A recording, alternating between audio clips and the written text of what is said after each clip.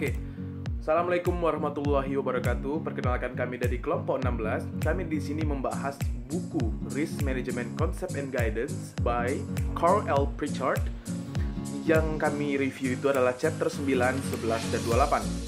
Oke, nama saya Muhammad Lutfi Zulfrinur. NIM saya 1704036163. Oke, kita mulai saja dari chapter 9. Chapter 9, pengevaluasian rencana. Teknik ini memperlihatkan dan mengisolasi ketidakseimbangan resiko pada perencanaan. Teknik ini mengevaluasi ketidakseimbangan dan celah pada perencanaan proyek. Pentingnya hal berikut pada pengevaluasian rencana, yaitu pertama, struktur kerja, spesifikasi proyek, statement of work atau pendeklarasian kerja, kontrak, dokumen penting lainnya. Teknik mengevaluasi rencana secara gamblang menginginkan ketelitian, peninjauan ulang ketepatan perencanaan, penyelesaian, dan keadaan. Pemeriksaan secara menyeluruh untuk menciptakan suatu yang konsistensi itu sangat perlu. Sekarang kita masuk yang pertama, yaitu identifikasi resiko. Pengerjaan struktur kerja yang baik, benar, sama saja mengambil langkah yang benar dalam mengendalikan resiko, karena dapat mewakili definisi proyek itu sendiri. Mengidentifikasi setiap elemen pada struktur kerja dapat menemukan masalah yang bisa ditangguhgulangi seperti biaya, informasi penjadwalan, dan lain-lain. Resiko. Struktur kerja dan spesifikasi diperlukan untuk menemukan titik terbaik dalam suatu proyek, karena spesifikasi adalah tingkatan atau acuan sebuah perencanaan. Jadi, spesifikasi itu sudah di apa yang kita ingin buat, dan itulah bisa menjadi acuan apa yang ingin kita buat. Saat kecocokan sudah didapatkan, performansi yang diinginkan dapat dihubungkan dengan pekerjaan yang harus dilakukan. Identifikasi resiko. Statement of work, seperti kontrak yang mengikat setiap alur struktur kerja. Apakah sudah dilakukan secara legal? Apakah setiap elemen terjaga? Jika struktur kerja dikembangkan dengan benar dan baik, maka biasanya statement of work akan lebih gamblang. Menggunakan SOW atau Statement of Work sebagai identifikasi masalah terdapat pada penjagaan atas setiap perencanaan pada proyek struktur kerja yang ada cocok dengan peraturan yang sudah ada secara hukum maupun politik. Jadi Statement of Work itu harus secara legal, dan apakah sudah bisa dijalankan atau tidak, itu kita mengikuti hukum yang sudah ada dan standar-standar yang sudah ada diperlakukan di dunia ini. Dan jenis kumpulan resiko, sebuah kamus atau kumpulan elemen dan pengertiannya pada manajemen proyek dapat memperluas pemahaman dan latar belakang pada area-area tertentu. Belakangan ini membuat kamus teknis resiko atau jenis kumpulan resiko adalah tugas luar biasa pada bidang perstrukturan kerja. Mahir dalam pemakaian software manajemen proyek ditambah dengan kemampuan manajemen dokumentasi yang bagus dapat menghasilkan data terintegrasi dalam suatu database tunggal. Apa yang didapat? Evaluasi rencana didesain untuk meningkatkan kualitas dan mengurangi resiko yang dapat terjadi di proyek tersebut. Dapat juga menghasilkan dokumentasi ada performa rencana proyek. Pengumpulan informasi, teknik ini membutuhkan orang yang benar-benar mengetahui dengan baik seluk-beluk proyek. Personil yang mahir dalam bidangnya dan familiar pada segala hal di proyek tersebut. Oke, akan dilanjutkan oleh rekan saya. Assalamualaikum warahmatullahi wabarakatuh. Perkenalkan, nama saya Celia Yoman, NIM 1704031182. Pada hari ini saya akan menjelaskan mengenai brainstorming yang terdapat pada buku Risk Management Concept and Guidance by Carl L. Pritchard. Apa itu brainstorming? Brainstorming adalah teknik klasik untuk mengekstraksi informasi. Meskipun mungkin bukan alat yang paling efisien atau teknik yang paling teliti, penerimaannya yang luas menjadikannya alat pilihan bagi banyak analisis risiko. Dan sementara itu dapat dipandang sebagai alat generik. Fakta bahwa sebagian besar peserta menyadari proses dan nuansa alat membuatnya diinginkan dalam berbagai pengaturan manajemen risiko. Brainstorming dapat digunakan dalam berbagai praktik manajemen risiko, termasuk upaya untuk mengidentifikasi risiko, menetapkan skema kualifikasi, mengklarifikasi asumsi kuantifikasi, dan menghasilkan respons risiko potensial. Itu dapat memanfaatkan anggota tim proyek manajemen, pelanggan, dan vendor. Kapan brainstorming berlaku?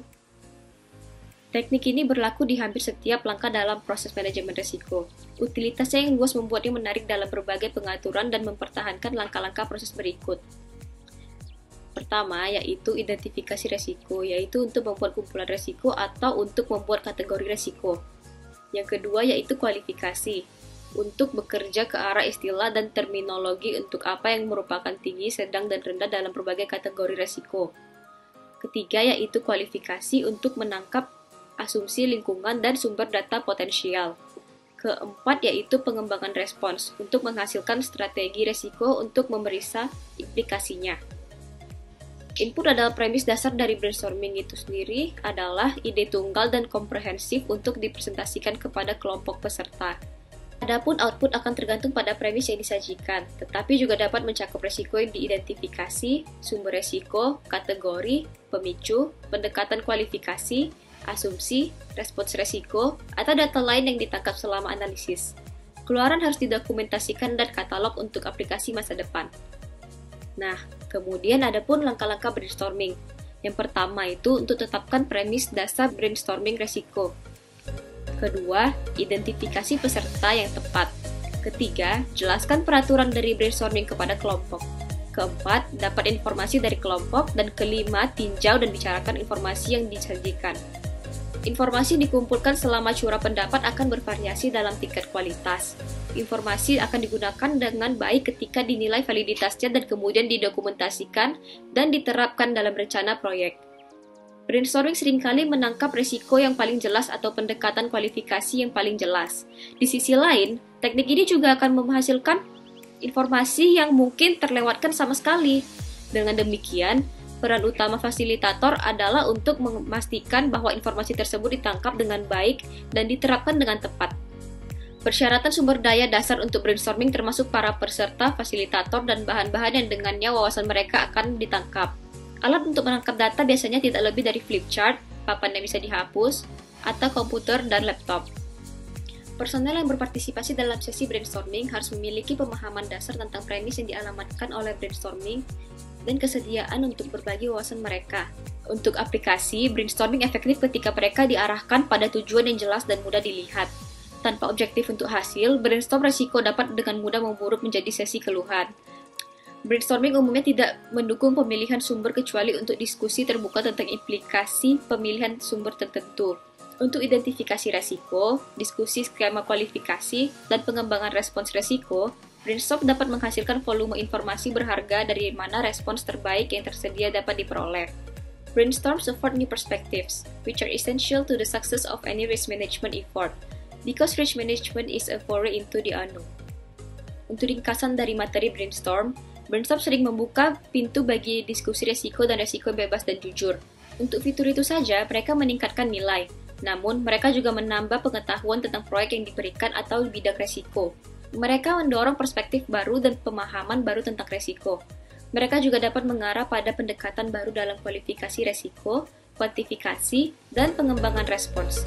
Dalam semua hal itu, teknik curah pendapat berfungsi sebagai alat dasar untuk manajemen resiko.